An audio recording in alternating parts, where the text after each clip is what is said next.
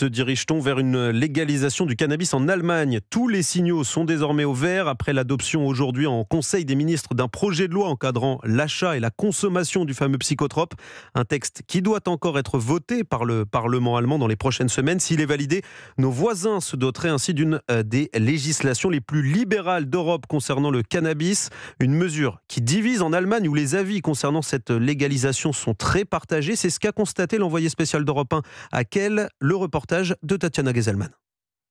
Bien que lui-même n'en ait jamais consommé et n'en éprouve pas le besoin, Bernard est plutôt favorable à cette légalisation du cannabis. Si c'est bien contrôlé, je suis plutôt pour. Dans tous les cas, ça va réduire le marché noir et les dérives seraient mieux punies.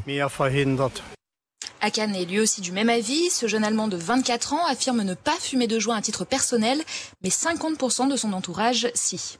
C'est pas comme l'héroïne ou la cocaïne qui détruisent la santé de ceux qui en consomment.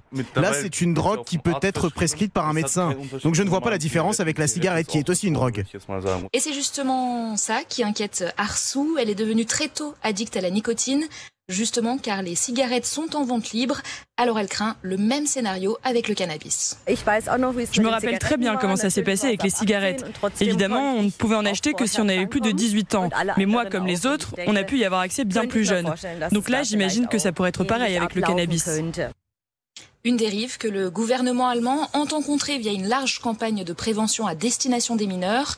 Les jeunes adultes de 18 à 21 ans ne pourraient par ailleurs pas acheter les mêmes quantités de cannabis que leurs aînés, seulement 30 grammes au lieu de 50. Si la mesure est approuvée par le Parlement, elle n'entrerait en application qu'en 2024 au plus tôt. Merci Tatiana Geselman.